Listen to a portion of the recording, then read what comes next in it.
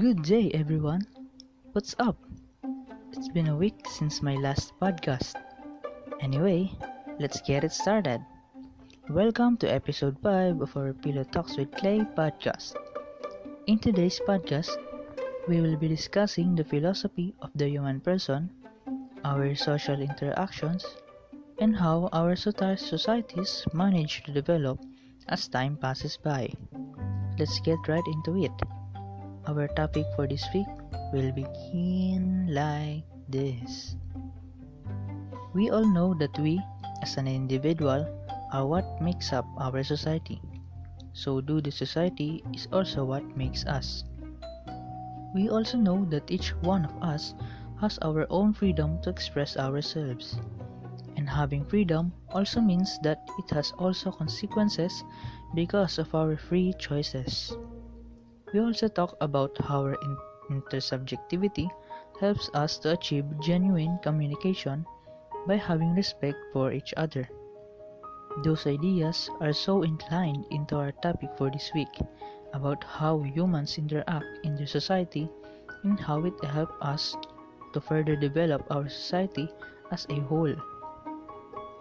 As a fellow Filipino, I am sure you saw and somehow experienced helping your neighborhood to relocate their bahay kubo from place to place. Yes, I know you know that because every Filipinos know the tradition which we call bayanihan.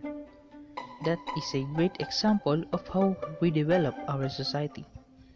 And as time goes by, the way we view society also changes and becomes more complex to understand due to our evolving generation that also changes our way of living and interacting with one another. In order to understand more about society, let me share some examples that are somehow related in our today's generation. For example, you're a son or daughter of the CEO of a certain company where you also work for a living. Have you noticed your boss, which is your parent, changes his demeanor and way of talking when you are at work and when you're at home? Is it necessary to have a different way of interaction from two different sides of society? Because according to a known philosopher named Jürgen Habermas, there are different kinds of social relationships, but he just simplified it into two types, which are personal and transactional. He said that relationships are personal if there's mutual regard for each other as persons, or rather if one treats the other the same as him without any ulterior motive. Just like in our example, personal relationships are present when they are only at their home, talking casually while having dinner, going out every weekend, and other family-like things that they do when out of work. It simply likes a subject-subject relationship defined by cooperation. On the other hand, relationships are transactional when interactions are based on regard for each other as means for attaining one's goals. The term being used is not necessarily an evil thing. Just take our example. The boss, which is the parent, needs his employees, including his son, to work for him, not to use them for which his own desire, but to develop their own company. But according to Habermas, if one of the two types of social relations becomes predominant to the other, this is where the term colonization will barge in. Let me just denote his idea into three groups which are related to our country: the government group, the market group, and the community group. Colonization is bound to happen when the government group and the market group are encroached or engulfed by the community group. Why? Because according to him, one of these three groups shouldn't engulf the other, because when that happens, it can result in alienation between the societies. Along with these ideas of Jürgen, he also deduced the stages of development that are related to the development of a person. If you still reminder, Remember, our topic about a human having an embodied spirit, we need spiritual and social interaction to develop our whole being. According to him, there are two stages of social development. These are material reproduction and symbolic reproduction.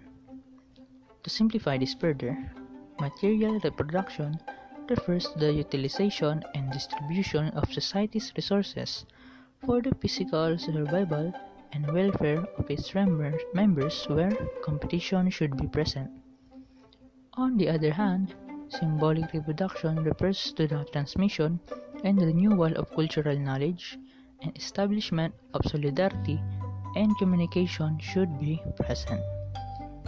These are needed for the good development of our society, but as I said before, one shouldn't be predominant to the other so that there wouldn't be an imbalance in interaction inside the society. Another known philosopher, Martin Buber, somewhat agrees with Jürgen's idea on problems regarding social interaction. Buber pointed out in his reflections using the I-thou relationship that we do not need to choose one over the other. It is not a matter of choosing between individual freedom and collective unity, but a matter of valuing in between the relationship between persons. If you recall our topic about human intersubjectivity and genuine communication, it is like what Buber is trying to say to us. Our differences with one another are not unbridgeable. Through dialogue, the voice of the other, which carries his uniqueness as a person, crosses this gap between us and reaches the me without raising my own uniqueness. In the same way, I respond to what the other says. In this way, intersubjectivity can only be upheld within the context of genuine dialogue. To sum up our topic for today, we are the ones who build our own society, but we didn't realize yet that society also built us and transformed us to cope up to different social systems. Did you learn other ideas in our episode for this week? Did you enjoy it? Let me know by just leaving a comment. Please like the video and don't forget to subscribe and hit the notification bell so that you will be updated to my future videos and episodes that will talk about philosophy. Again, thank you for listening and see you again for another episode of Philo Talks with Klei. Paalam, mabuhay. Peace out.